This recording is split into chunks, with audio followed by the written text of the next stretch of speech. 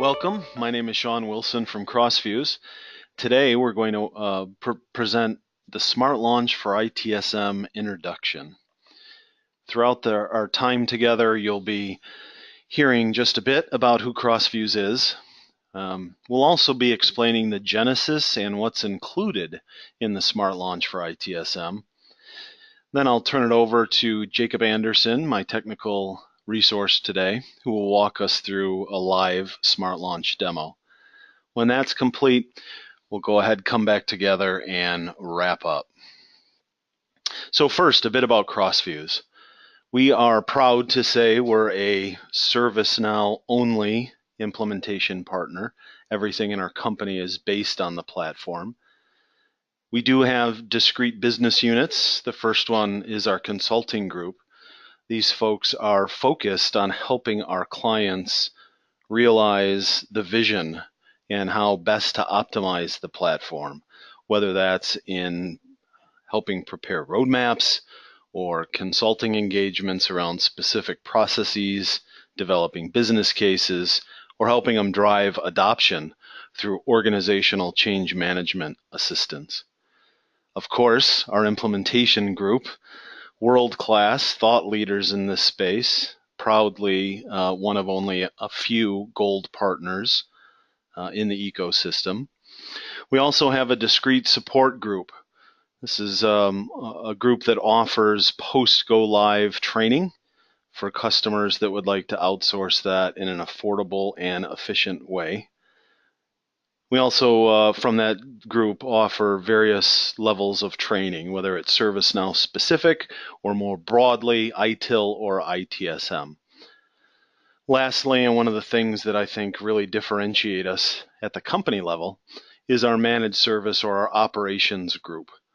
There are several areas within ServiceNow that we've been able to leverage our managed service experience as well as the functionality in the platform to offer ongoing operational assistance to our clients.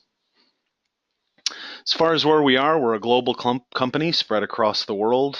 We've got a customer contact center in the Philippines, sales and delivery operations out of the UK, headquartered here in North America with our 500 resources spread across the globe.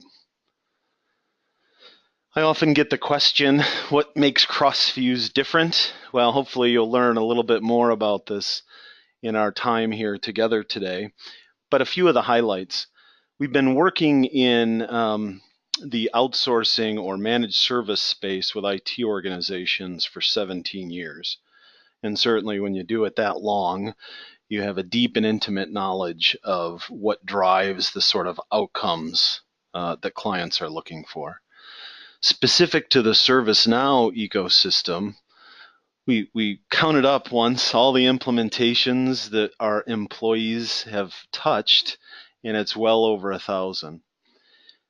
Similarly to what I just said about the years of experience, when you do things that many times, 1,000 plus, you certainly start to get an understanding of what great looks like, not just on the partner side, but on the client side. What helps folks leverage the platform in the most meaningful way. Upper left, it mentions #1 in customer satisfaction. Certainly we're very proud of that. That's as provided by ServiceNow. Lower left, we have our QuickFuse suite of applications. That's not the focus of this presentation today, but certainly it's I guess, part of Smart Launch. Essentially, this is that 17 years experience, that 1,000 implementations worth of learning distilled down into real tangible code update sets that we're able to work with and help our clients take advantage of. All the work we do in ServiceNow is wrapped in the only 90-day guarantee that's offered in this ecosystem. So that was a little bit about Crossfuze. Let's turn our attention now to Smart Launch specifically. I mentioned we've been doing it for years and years. I mentioned we've done 1,000 implementations. Certainly, many of those were in the largest global organizations across the planet, frankly. And th- what we what most of those implementations looked like were 3 to 6 months, sometimes longer. Certainly 6 digits in as far as a budget requirement. Um, Oftentimes, it was a project that would either extend perhaps as understanding of the platform grew within the client's organization. And certainly while they enjoyed all that value, when we started to think about doing work outside of those largest organizations, we knew that that kind of time frame and that kind of investment could be a challenge. So we went back to our development team, our thought leaders, and really asked them, how can we deliver a similar experience, that is to say, zero risk, for companies other than the largest in a way that is impactful to their organization. So here we're talking about speed, we're talking about easy, and we're talking about low or zero risk. And that, in fact, is what spawned Smart Launch, focusing on those things I just mentioned.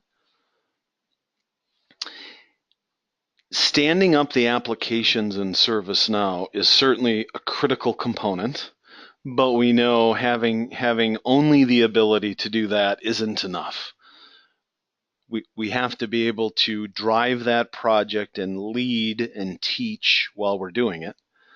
So included in Smart Launch, in addition to the technical implementation, is project coordination, is training and knowledge being delivered in, I would suggest, a unique manner, right? It's far from train the trainer approach. We're really bringing customer resources shoulder to shoulder alongside, because we know at the end of the project they'll simply be in a better position to be successful supporting ServiceNow in the future. In addition to standing up the applications, we're also injecting ITSM best practices. Really, it's sort of the stand on the shoulders of everybody before us approach, meaning what we've learned by doing those thousands of implementations, we're able to pass on in, frankly, I think, a disruptive delivery methodology that's unique to Smart Launch and Crossfuze. I mentioned the 90-day guarantee earlier. That's another component that drives down the risk. Everything I'm talking about is wrapped in that guarantee. While it's true we'll have very active post-project support, we're not going to just we're going to stand behind our product for the 90 days following the project. Lastly, I mentioned the Go Live celebration. Anybody considering ServiceNow, I'm sure, has seen some of the success, the celebrations that happen upon Go Live. You know, it's much more than the cake and the photos. It's really about celebrating our customer and our point of contact success as he's able or she is able to deliver on value, right, out of what probably is at least significant to the organization investment. So you're going to see some of this in just a second when I ask Jake to take over, but let me just talk a bit about, at a high level, the applications within ServiceNow that we're implementing within Smart Launch. Obviously, you can see we're including incident management, service portal, knowledge management, problem management, change, service catalog, outage tracker. So outage tracker is a custom application that we've created. It's It's a unique but certainly very preferred addition to the Smart Launch suite or Smart Launch product. It helps IT organizations quickly get a sense of what service might be degrading and what service might have an outage. And then beyond that, help sort of limit the scope of what might be the cause. And then lastly, doing some of those foundational CMDB items that really power and drive report accuracy and the other applications. So I've mentioned a couple of times, included in Smart Launch is implementing those ServiceNow applications. And certainly that's true. But the way we do it, I know, is a significant value proposition to Smart Launch. Right? Our Crossfuze applications are being leveraged here, which means we're not only simply turning them on for you, but actually sharing with you best practice and features that we have learned from other clients are important. And those features, the value of those features, those things that make a difference on day one, is what makes, in my opinion, Smart Launch really unparalleled out of all the quick starts or other options you may hear or read about in the ServiceNow partner community. I'm not going to go too in depth now because we're going to get a chance to see some of these. We often get this question about, the promise of 30 days seems almost too good to be true, frankly. It's at this point that we sort of lay out what that expectation is on a timeline. Certainly in the beginning, we have to work with our clients to clearly communicate the deliverables and work on executables and so on. That's the red circles on the left there. The green ones are really about prepping for this to be successful, right? Not just resourcing, but doing some introductions, gathering some information, and then the kickoff. That's when our clock starts, at the kickoff. Over the next 4 weeks, we are highly focused and engaged with your team, as you'll see in just a minute, using unique tools that really are driving that success. And that brings us to go live. Again, I'm going to let Jacob talk a bit in depth about timeline and when we do things, but for some of the folks in our audience that feel like 4 weeks is a short time to pack so much in, I thought I'd share this timeline to give you a sense of that order. You can see we front end everything with a workshop to really define all or consume all of the pre-work information we've collected from our clients. And then that lays out the rest of our approach. So the financials, we looked at our pre-sales methodology for quoting, similar engagements, as I mentioned earlier, that we've done, and we started to tally up, what would that cost have been hypothetically to a client without Smart Launch? We can see here it's well over 6 figures with the risk, I guess, of time and materials, meaning subject to change order. We also, as I shared earlier, was spanned over a 3 to 6 month time horizon. So that's our price for the deliverables within Smart Launch in our legacy model. Now, as you can see, we're doing it for $43,000. It's $43,000 and it's fixed price, completely budgetable, hard defined deliverables, no risk to scope sprawl and no risk to budget sprawl. We're also doing it within 30 days, so we've compressed that 3 to 6 month timeline. And just a note on that. Think about, ServiceNow software agreements are 36 months long, and what could you accomplish if instead of spending, the first 6 months simply configuring the platform, instead go live at day, 31? What would you do with that extra time? That in itself, I think, is a huge value. So hopefully I've introduced you to Crossfuze. I've told you about the genesis of Smart Launch. I've given you a high-level overview of what's included. I think it's time for us to actually see it in action. I'd like to introduce Jacob Anderson, one of our founders and vice presidents, and really the technical thought leader behind the development of Smart Launch. Jake, if you're ready, I'll hand presenter over to you. All right, sounds good. Thanks, Sean. As Sean mentioned, I am overall of product development here at Crossfuze, and I've been doing ServiceNow work for over 10 years now. And during that 10-year span, I've done a lot of implementations. And what I've seen over and over again is even though while I was at ServiceNow or at Crossfuze, I think we have the best consultants in the world. What happens with a phase one implementation a lot of times historically is a customer determines what they want, and you go and you gather requirements, you figure out what all the customizations they want to do in ServiceNow. And since the customer's coming from the world of their old product, whether it's Remedy or HP or whatever, pretty quickly you start to realize that those customizations and your requirements are in essence rebuilding Remedy.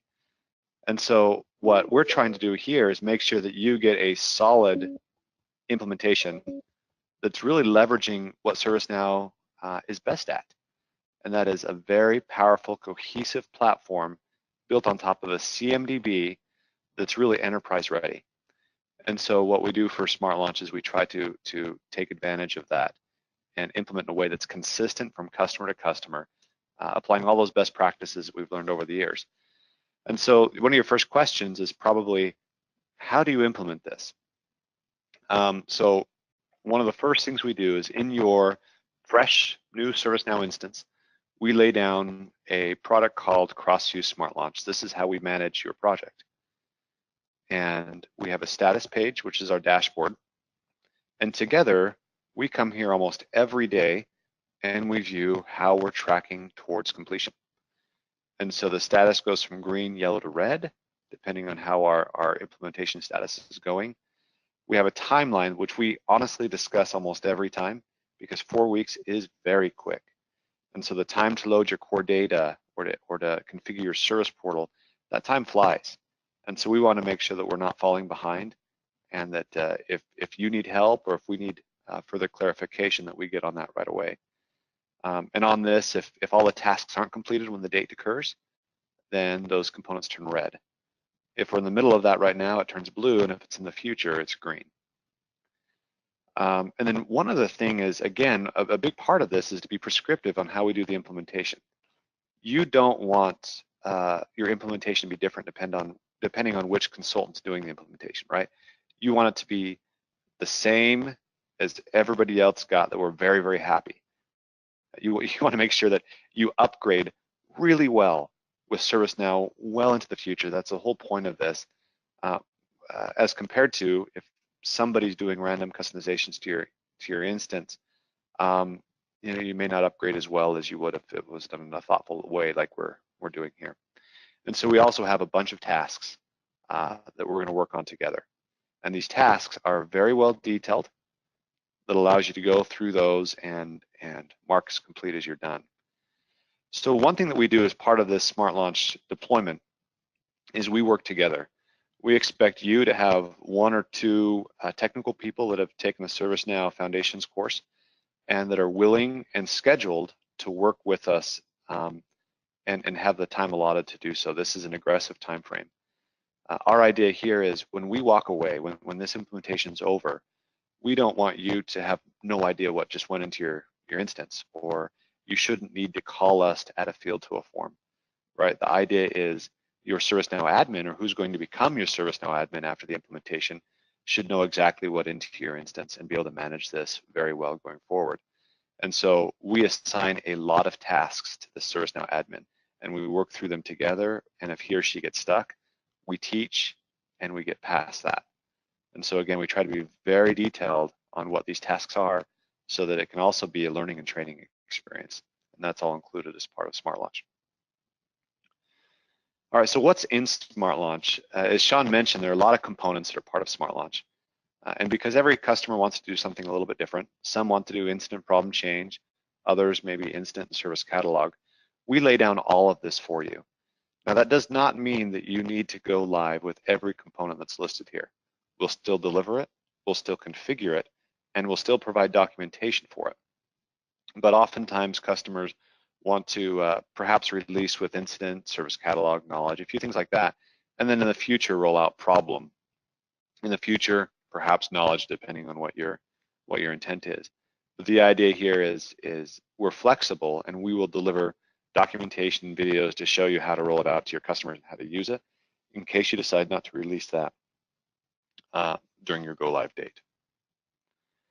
All right, so what I'm going to show you now is exactly what you get after you're implemented with Smart Launch. Everything here is included. And so the first part is, if you've seen ServiceNow before, or you've seen demos, a lot of it looks like this, right? Where you've got applications and modules. It's very technical. You've got a home page here. But what we found is end users aren't really used to the technical looking pages. And so what we've done is we've delivered something called Service Portal. And it's also a theme that sits on top of the Service Portal that ServiceNow launches. Now, of course, your logo can be swapped out. Your colors will need to match your corporate theme. But more or less, it looks something like this. And this is something that, again, it's a little bit more user-friendly. At the top, you have your menus. In the middle, you have a global search. And then below, you have something that people reference most often. So if they want to request something or report an issue, search the catalog, view the recent tickets, they can do that right from here. If you're an approver and there's any approvals that are pending action on you, you can simply click approve or reject, again, right here from your main page. And anything that might be interesting in this case, looks like there's an outage that's being reported. So this really combines two different ways of accessing your data. So if I wanted to request something new, I can go and I can look at my service catalog. Now we set up the service catalog for you. Of course, the catalog contents are something that you'll need to populate, and they won't be populated on day one. Typically, customers create a handful of catalog items just so users get used to the fact they can request things. But then over time, they'll add more and more and more catalog items. The same is true for knowledge base articles. And so again, we're just looking at demo data for catalog items here, but I can see everything I can request. I can see which catalog I want to dive into more. Let's go into the service catalog in this case. Again, another categorization. Let's look at all the hardware I can request. And here I'm looking at hardware I can dive in again to desktops. So this is more or less a Yahoo type approach, right? Where you're in a portal and you can dive into category, and see exactly what you want to get to. This view is helpful if you perhaps don't know what you want to request, but are curious as what is available for you to request. Now, in addition to service catalog, you may have things such as password reset or generic service request that are found in your catalog. Your knowledge base is going to look very familiar or similar to this, where you've got categorizations where you can dive in and see. What we found, though, is most users prefer more of the Google approach or the Amazon approach. Amazon, you can dive in and see everything that they have through categorization as well, but most users don't do that. Most users go to a global search, type, and find exactly what they need, and this is how this works as well.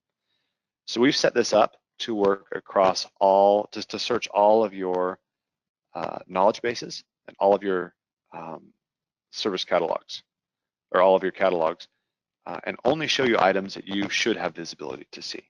So in other words, to be short, it shows you exactly what you would expect your global search to show you. And so let's take a look at global search here for a moment. You know, one thing I neglected to mention is if the company decides to put a notice out to everybody or to a certain group of people, they can easily do that. Your notices will show up here. So in this case, someone put out, hey, we're experiencing an issue with email, right? So an easy way to quickly get that out to users. All right, so using this global search, let's say that I'm a new employee and I need to know, how do I do an email signature? And I can search for that, and it looks like I've got a knowledge article here. And this tells me exactly how my email signature should be. And so we can have consistency across our organization on how we have email signatures. Or let's say that I need to get access to a VPN. In this case, and again, I'm searching catalog items or knowledge base articles that we've populated, in our demo data. You're probably going to have something like this, and over time, better and better, and certainly more exhaustive than what we have in just our demo data. But here, I can request a corporate VPN, and I can be approved, and I can be granted to that through an approval process. Or perhaps I already have a VPN, and I need to know how to configure that, in this case for my Apple devices, and I can figure that out as well. And I can do more and more examples, but you kind of get the idea. Let's say I'm traveling and I need an international phone plan, and I can see that here. So it behooves you to do a good job thinking of what catalog items might be useful, or what knowledge base articles might most help your user base. All right, so one thing that's nice about this portal as well is it's responsive. So if we were to make this smaller, and again with my screen sharing the way it is, I'm not sure that this will show the way we want, but notice that as I go smaller, everything resizes the way we'd expect it to. The menu collapses, and we get something now that we can use on a tablet or a mobile device, and works really well if you don't have access to your laptop browser. So stepping in the shoes of an end user, let's say in this case, I delete an email and I really need to get that recovered. And I'm not going to search the knowledge base. There might be an article, but as a typical user, maybe I'm too lazy to search the knowledge base, and I'm going to create a ticket. In this case, I want to create an incident. This is an important email, so I'm going to say the impact is medium. My business service is email. We'll talk more about business services later, but again, something that makes sense to an end user is I have an issue with my email, and I need help with that. And then finally, I'm going to say, what was my example? I think it was I deleted an email. So, oops, deleted email. And I'm going to put that down here for my the details. But wait a minute, it looks like we've intercepted this here and said, hey, have you tried searching the knowledge base? Click here to see if any of this helps. And lo and behold, we have a knowledge base article, even though the end user did not search the knowledge base. We're presenting to him or her an article that may help them with their issue. In this case, I'm going to look at this. Great, this is perfect. This actually fixed my issue. I can mark it. That goes feedback for people determining how useful different knowledge base articles are. But now I don't need to create an incident. The service desk doesn't need to review the incident or assign it, and the technician doesn't need to address it and try to close the incident. The purpose here is we're doing incident deflection. And the reason we can do that is because not only do we have a knowledge base that helped us out here, but we're showing a user who did not search the knowledge base articles that were relevant to him or her. In this case, we deflected the incident. But let's say that this isn't the issue. Let's say our email isn't working.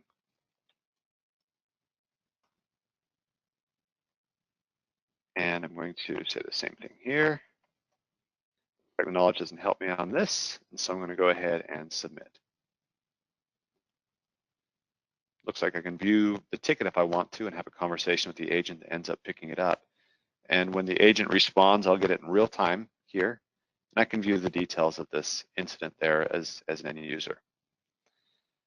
But now as someone working my incidents, let's say I'm in the help desk. I'm working incidents right now, and I see it looks like Jacob has said his email isn't working. Let's see what's going on here. And I may assign this to myself and start to work this incident. Now, a few things about this. Let's talk through this form here for a moment. Notice that if you remember when they were submitting the incident, they could say whether it was for themselves or somebody else. And here they said it was for themselves.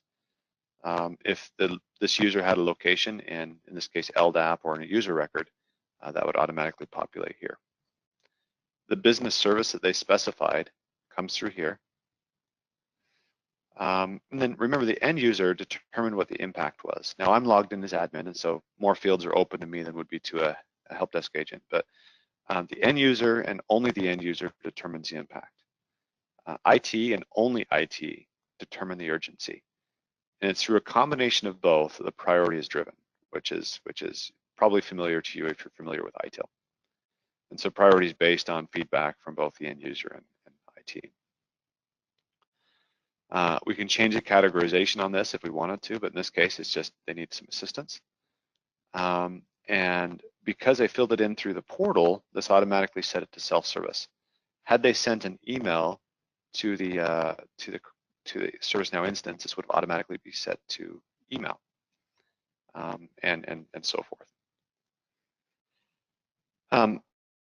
All right, so let's work through the incident here a bit. A few more things to notice is the watch list and work notes list. Where ServiceNow is built on a common platform, you're going to see a lot of these similar fields across incident, problem, change, etc. You're going to see this all over. And so it doesn't matter where you're at, everything should look familiar and behave in a similar way. If I was an end user or even as a technician and I wanted to add somebody to the watch list to view the customer facing notes that go back and forth, I can add myself or somebody else that wants to have visibility here. If I want to work with another technician and that person should be on the work notes list and we can send communication that's not visible to the end user, I can add that here. And if I want to communicate to the end user, send comments, I can do that through additional comments, or if it's a private work note to someone on this work notes list, I can send a private work note as well. Now, once this incident was submitted, immediately we have SLAs that have kicked off. We deliver with priority 1, 2, 3, 4, and 5 SLAs, and we have 2 SLAs for each. One is a response SLA and a resolution SLA. So how quickly when someone submits a ticket do we respond and acknowledge that we've seen it and we're going to address it, versus how long before we can resolve this. Now, while we deliver all of this, as part of the implementation, you decide what the criteria is as far as this is a 24 hours, is this 5 business days or calendar days. And we'll go through that together. In fact, those tasks that I showed before are pretty, they explain this quite well, and it makes for a pretty simple update. A lot of customers honestly just go with what we deliver, and it's used with quite a few customers, but certainly you can modify that. Now, with SLAs, technically those are contractual obligations you have to another party. It's your service level agreement. Even if you don't have any contractual obligations, we see it as being very useful for just measuring the performance of your help desk as well. And so we highly recommend the usage of SLAs. All right, so this incident came in saying email isn't working. If you've worked in the help desk before, this is something that at least drives me nuts. It makes me, it would make me want to quit my job because I see these things over and over and over again. What do you mean email isn't working? Can you not access the web page? Can you not log in? Is it your thick client, or can you log in but everything freezes? I have no information to go off of. And so what typically happens in the life of the help desk is you say, what do you mean this isn't working? And they respond with, well, I can't log in or I can't access it. And back and forth you go, trying to get the end user to give you enough information to even work this ticket. Well, remember, the benefit of ServiceNow over an older system is that we're not Remedy, we're not HP, we are built on top of a CMDB. And so let's leverage the power of the CMDB. You'll notice on the form that there's no category, subcategory, subcategory, but everything's based off your business services, and in this case, your configuration item. So the end user said this was tied to email. And if the end user didn't specify that, the help desk at this point could add that for them and say, okay, this is email business service that we're talking about. Now, because ServiceNow, your incident process, your problem, your change, etc., all tie back to a CMDB and business services, I should be able to get information around email to see if anything is impacting email right now. Immediately, I see there's an outage icon next to this field.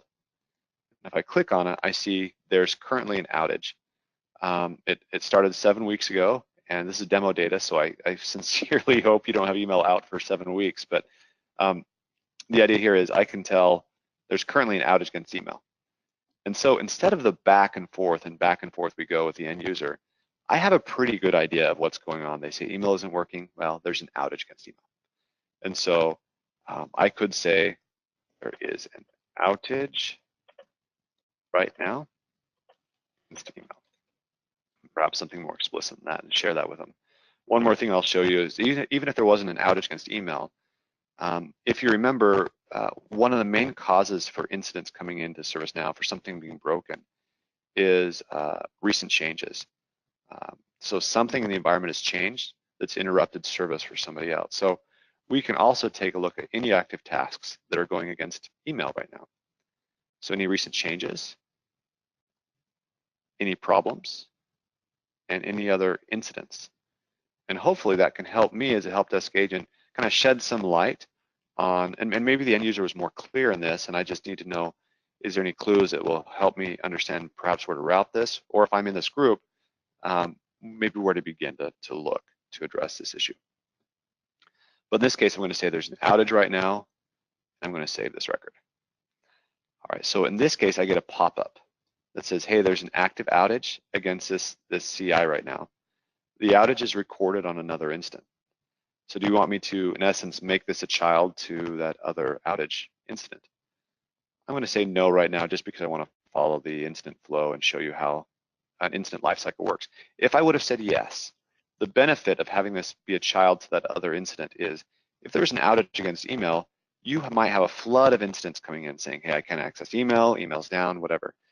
And you want to manage all of those incidents that come in from one ticket, from the parent ticket. And you can update them and close out the incidents as you address the issue. That's the benefit there. But in this case, let's say that maybe it's not related to that outage, it's something else. I'm going to say I resolved the issue. And here, when I hit resolve incident, it automatically says, how did you resolve this? Is this a workaround or is this a permanent solution for them? Is this a duplicate of something they've submitted before? In this case, I'm going to say I gave them a workaround. And try this. I'm going to tell the end user, I think I've got something that'll work for you, try this. And now the incident has been resolved. Now I'm an admin, so I see more buttons than you will, but I want to point out something. Only the end user can accept this solution. Now the end user or the technician can reopen the incident. Either one of them can say, actually, this didn't work. Let's reopen this and let's continue to work with this.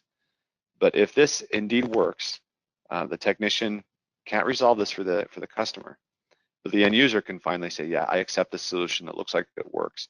And once they accept it, the incident is closed forever. It cannot be reopened.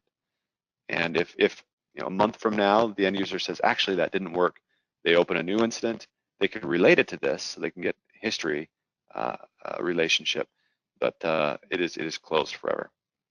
Now, a common question I get is, a lot of end users, some of them will accept the solution, some will realize it works, but they'll never come in here and click that accept solution button. And so what we do is there's a property in your system that says, if the end user, if it's resolved and waiting for them to accept the solution and they simply don't in a certain number of days, and we default it to 7, after 7 days, go ahead and close the incident and continue on, right? So that's a way to clean up incidents so they're not sitting in the resolve state forever. So one thing I want to show you too, so this is the incident lifecycle, going all the way from being submitted to working it, to resolving it, to closing it. Now, one thing we've done is we've tracked some good information against this incident. We know there's an outage against email. Now, one thing I didn't mention is, let's say there wasn't already an outage, and I looked and I said, oh my gosh, email is down. I could right-click on the header and create an outage. So in this case, an outage already is created, so you can't create 2 outages for one, but if it had not yet been submitted, I could do that. In this case, there was already one, and so we can relate it to the outage record. But my point is, hey, this information is being collected. Is there a good way to display this? And Sean brought up our business service dashboard. So we can see our service status. So what a lot of people do is they'll put this on a big screen TV somewhere, hang it up, and they can see the current status of all their business services, whether it's green, whether there's system degradation, or whether there's a full-out outage. And if there's a planned outage due to a change that you're going to do, that'll show up here as well. You can also filter this and say, I don't really care about those that are okay. I'm going to assume that they're okay if they're not on this list, but show me anywhere we have a planned outage impacted or where it's down. And of course, you can filter in other ways as well. But in this case, I'm only going to show current outages, and I can actually dive into this email outage and see some information about it that's useful. I see it's been out for 50 days roughly. It's a very critical application, and which group and person own this email service. Another thing that's interesting is I may want to see historically, does this business service go out a lot? Does it come up and go down and come up and go down, or is it typically pretty reliable? Now for this timeline, because it's demo data, it's pretty much always down, but you could see an interesting information there. Incident trends, this is useful because we don't necessarily care about how many incidents there are against a business service, but if there are spikes against any particular business service, it's helpful to know that and helps us understand what might have changed. And again, just like majority of incidents are caused by something that's changed in your environment, that's even more true for outages. And so we show recent and upcoming changes in your list here. Now, the interesting thing here is once we lay down this application, there's no configuration on this. It simply works. Again, everything we do is built on top of ServiceNow out-of-the-box tables. And so as you populate those tables, as you leverage what ServiceNow gives you, you can get very rich information. The purpose here is not to customize your instance so that you have your own special implementation of ServiceNow, but rather implement ServiceNow the way it should be implemented. So does ServiceNow, as they add features and as they fix bugs or add improvements or whatever they do, you want to benefit from all of that going forward. And so that's a big part of what we try to do here. So let's go back to incident. A few other things you can do as well. If the incident, if you realized that there's actually a problem here that needs to be addressed, then you can right-click on the header and do create problem. Now in this case, it's already resolved. Actually, let's reopen this here.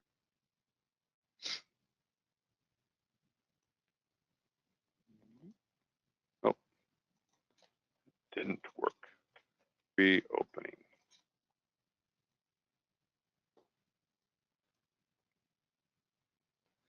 All right, so now if I realize that, oh my gosh, we need to change something, but perhaps that we realize incident has an issue and we need to reboot the server, or we need to add RAM, or we need to do something, we can kick off a change right from this incident and it'll go through all the change approvals and everything else.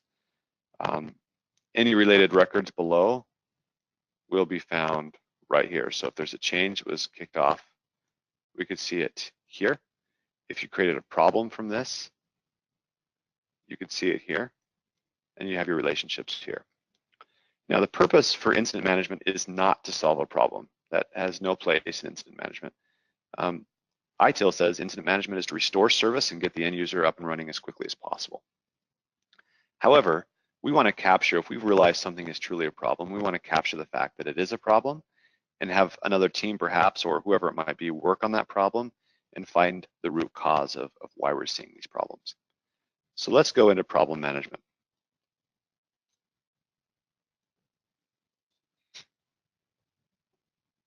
All right, let's pick something that might be interesting.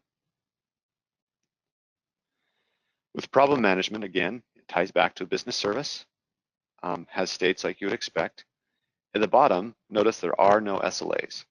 Problems do not have SLAs, and they stay open until we investigate what's going on here. Now, the nice thing about problems is it gives you the ability to communicate workaround to any instance that say, hey, we're pending this problem to be fixed. And so if during an investigation of a problem, we find a workaround, we can put that here and we can communicate that to any related instance. What that does is it sends it as a work note, so the technician can choose how to communicate that to their end user. But eventually you want to get to the root cause of what this issue is and do root cause analysis. And that's the purpose of problem management. When you're working a problem, you may decide this would make a good knowledge article. And so if you check the create knowledge article, when this problem is closed, it will create a new knowledge article in draft state that can be reviewed and eventually published if that's the desire. One thing that we do as part of this implementation is it's really easy to create a bunch of duplicate knowledge articles.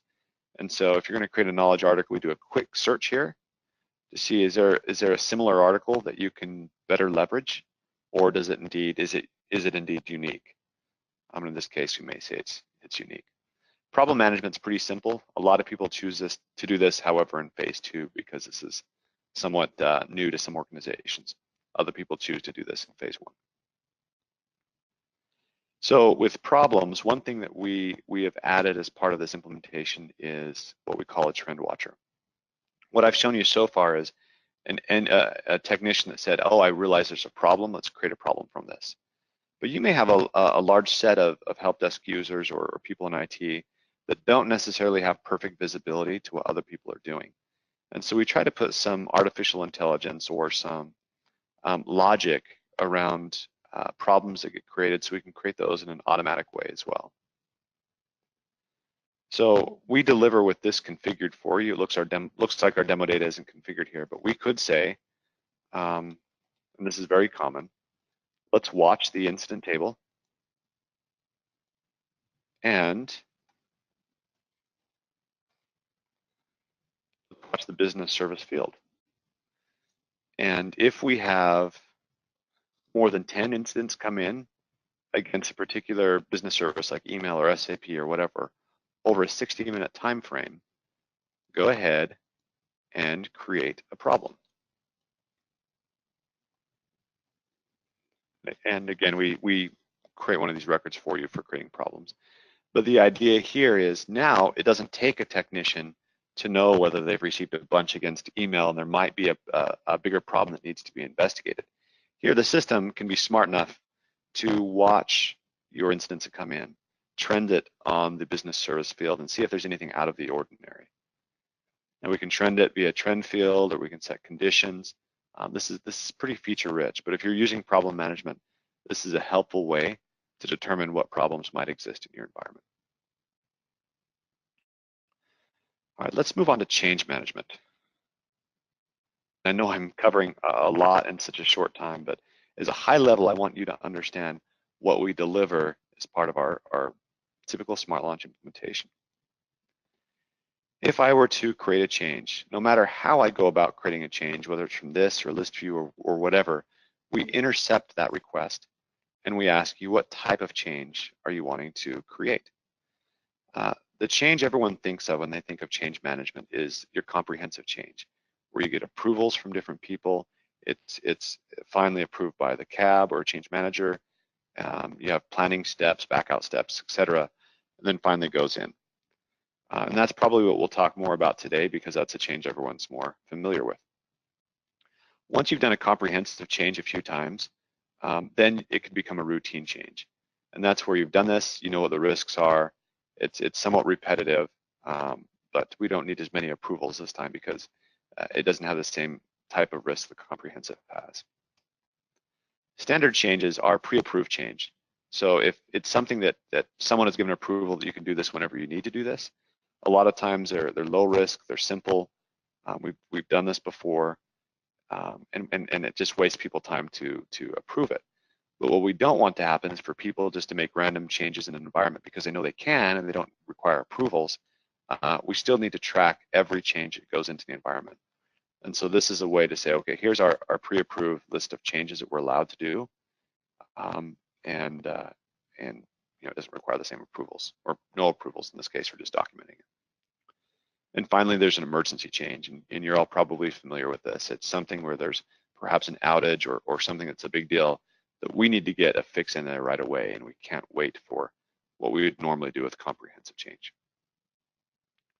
So in this case, let's do our comprehensive change, which is again where most of you think of when you think of just a regular change. So when I go to create a change, we have to determine what we're going to make a change against. And let's say I was to do a change against an email server.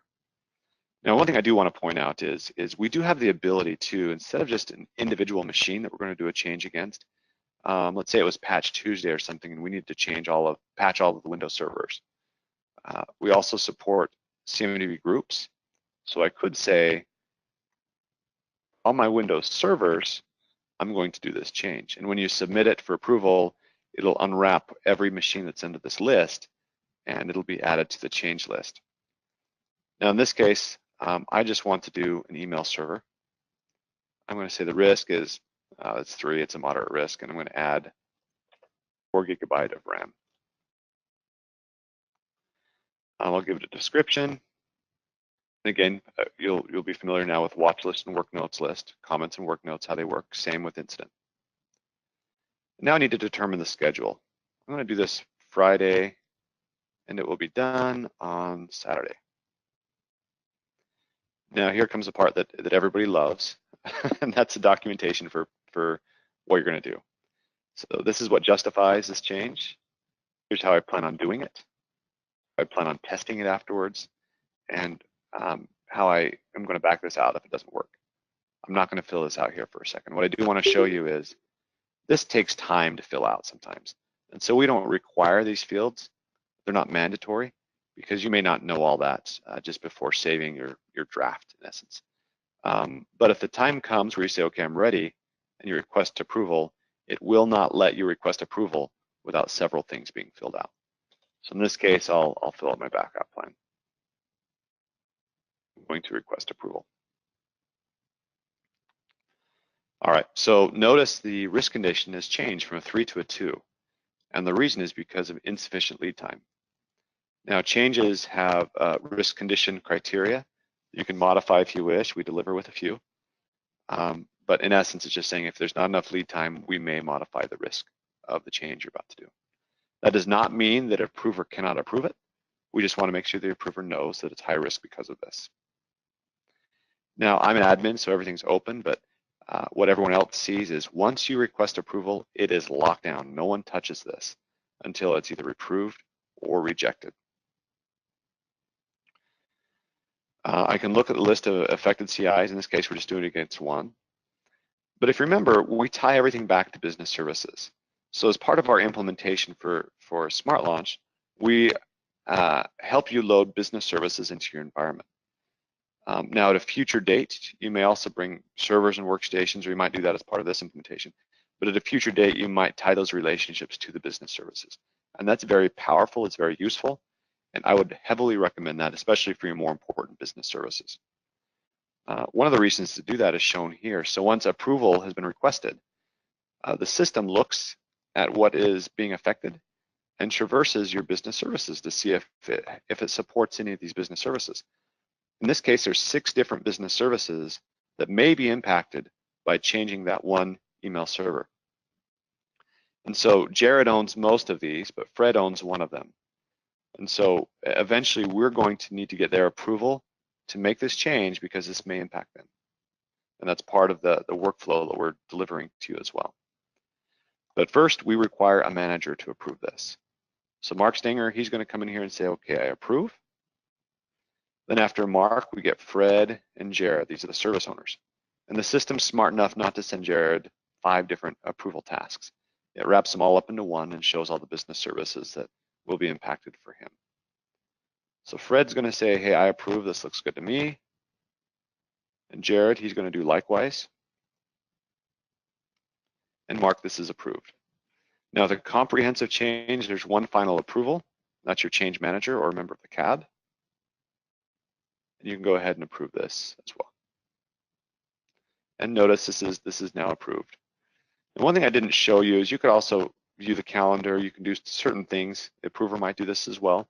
to determine how does this line up against other changes or against blackout or maintenance windows that are defined in your system.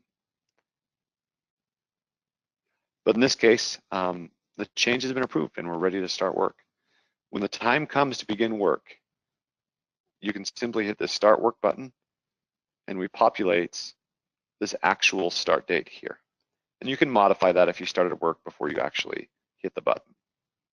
Let's say you do your work and finally you're going to say, okay, I've completed my work. Your change closes out and you're able to state, was the change successful? Was it incomplete? Did I back it out? Was it canceled or whatever, right? You can set your substate at that point. But at this point, your change is closed. Now notice we marched right over this post-implementation review. If this was an emergency change, what would happen is it would next go into implementation review for the CAB to review why an emergency change was needed in the first place, and in essence determine how they can keep that from happening in the future. You don't want a lot of emergency changes going into your environment.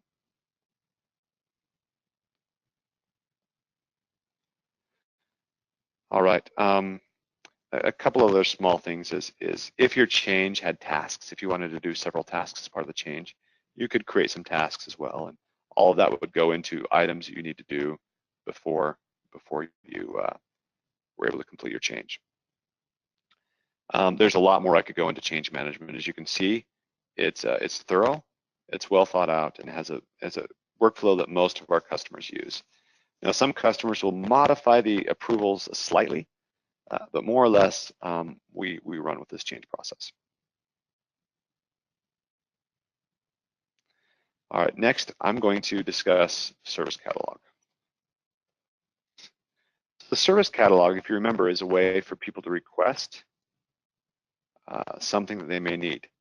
And there's different catalogs, different topics more or less, where you can say this is technical, or this is from HR, or this is a service, or whatever. And then, of course, items underneath there. You can create new items by going to Maintain Items. And in this case, we can create whatever item we want to. I'm going to open up Order Business Cards just to start from somewhere. Now, where people often struggle is with catalog items. They're really nice because they're flexible. You can have whatever fields you want on that form. It's not like a table where you're working from the same set. You have something called variables, where you can say, what are the questions I want to ask the user who's about to order something? And they can all have their custom workflow. So if you're doing password reset and wanted to automate that, it may contact Active Directory and do something, or if you wanted to do onboarding, you may have many different steps to go through to complete an onboarding request. And because of that, Service Catalog is where I see some people getting bogged down a little bit because they know some items they want to have, but it just takes time to create workflow and get approval from everybody that that's the exact workflow. And so a mistake I see is people going live, wanting to implement Service Catalog, but having one item. Remember, we want to teach people to request things from the catalog, that things will be there. And so what we've done is we've made it very, very easy to create a basic request item. So simply give it a name and description. We default it to the workflow for these basic items. And of course, you can assign it to where you want that to appear in which catalog and category. But this fulfillment detail tab is something that we've added that works with this workflow that we've defaulted for you. So if you want to create simple request items, my recommendation is populate your request items, and then over time, if you want to create a custom workflow or if you want to automate it more or do whatever, handle that over time, right? Improve it over time. What we want to keep from happening is for people to create incidents because there wasn't a request available. And so again, what we do here is, let's say we're doing order business cards. Do we want their manager to approve this request? Yes or no? What group is going to fulfill this task and what task should we give them? So if someone were to order business cards with this scenario, their manager would approve it and someone in the service desk would get a task saying make business cards as required, and this would be the description of the task. When that task is completed, then the request closes out. Again, what you would expect from a request. And so let's see how something like this works. We have quantity we ask for and then requested for in comments. So let's take a look at it. Let's go to our global search. let's say order business cards. So I see who it's requested for, what's the quantity, and some notes. And I can submit it. All right, so I can view the status of the ticket here. And the end user notices it's waiting for my manager approval right now. Once he's approves, then it'll be in the deployment stage. That means, in essence, the service desk has a task to complete. And once that task is complete, it'll be marked as completed and my request will be closed. So the hope is you define some very common requests you have in your organization and create a number of these catalog items that literally take 5 minutes to create each at most, right? The hard part's defining what catalog items you want to be in there. And this will give you a leg up on having something more rich of an experience for an end user right when you go live. And again, in the future, you can automate that as you wish. A couple more things I do want to show here at the very end is the day in the life of someone working the service desk.